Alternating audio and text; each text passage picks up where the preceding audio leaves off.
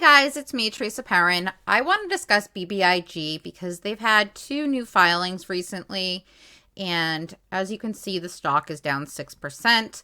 One of them is just to get them back into compliance by adding a board member. The other one, though, is what bears discussion. So let's get started. Please remember, nothing I say is financial advice, and always do your own DD.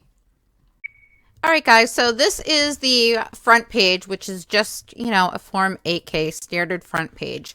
And this is an appointment of an officer, which they're calling it the director's agreement. So on November 11th, Vinco entered into a director's agreement with Richard Levichin, CPA, CGMA, aka the director's agreement, pursuant to which he accepted appointment as a director of the company and also appointment to the audit committee as its chair and the financial expert.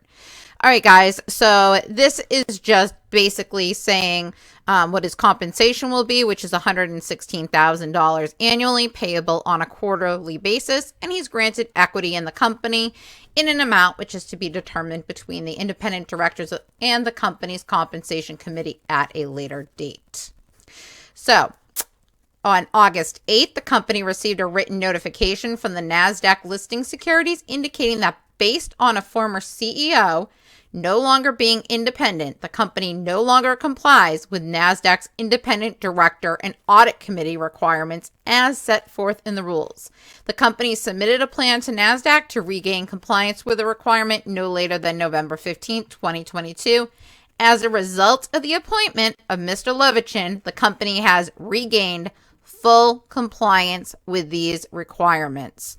All right, guys, so this notice right here is bullish in regards to regaining that compliance. However, I think there's still other issues on the board in regards to continued listing requirements, particularly that the cost of the share is trading for under $1.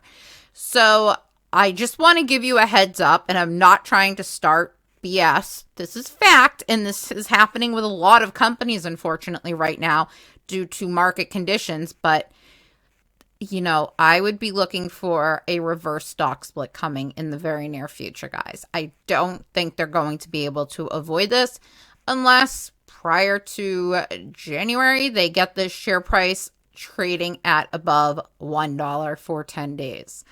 Just throwing it out there so that you can't say I didn't warn you. Now, the second 8K that we got this morning, which I was hoping was going to be regarding the financials, which, guys, they still need to submit the financials and, the earnings reports in order to regain compliance as well. So this is just like one piece of the NASDAQ listing requirements puzzle that they need to regain compliance with being checked off. But this one here, this 8K is, depending on how you want to look at it, not so bullish in my opinion, just because of the sheer amount. It's rather concerning. Hang on a sec while I make this bigger. All right, guys, I'm going to start by reading it to you and explaining it. On November 11th, the management of Vinco Ventures executed a board-approved reduction in force plan to reduce operating costs and better align its workforce expenses with the needs of its business. Under this plan, the company reduced its workforce by 39 employees.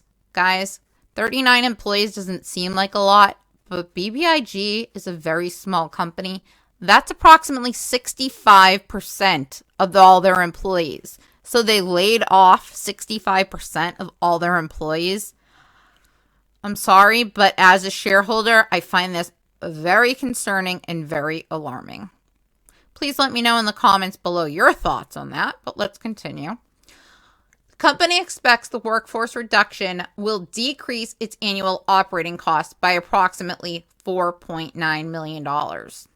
In connection with the restructuring, the company estimates it will incur aggregate restructuring charges of approximately $48,000, which will be recorded in the fourth quarter of 2022. So don't expect great earnings there, guys. Related to one-time employee-related benefit costs, the company may also incur additional costs not currently contemplated due to events that may occur as a result of or that are associated with the workforce reduction, i.e., they have to pay out unemployment benefits, guys. This item 2.05 contains forward-looking statements, blah, blah, blah. We won't get into the boringness of that. Guys, bottom line here is they just laid off 65% of the entire company. If anybody's telling you that this is a bullish move, it's not by any means. Okay, lots of big companies do layoffs when things get tough, yes, but they're not laying off 65% of the company. 5%, 10%, 20%, yeah, maybe. 65%, and I'm sorry, we have a problem here. Guys, I wish that I was bringing you better news. I've been hoping for some to come our way, but things just seem to be getting worse. And I'm not trying to be the bearer of bad news by any means. I would love to say that earnings came out and they were fantastic. I'd love to be reporting something good to you, but I don't think it's fair that I send out notification that, that BBIG had something come to our inboxes with filings today and not inform you what they are. So I'm just trying to educate, and God, this just feels like another blow. Anyways, thank you for watching and have a good night.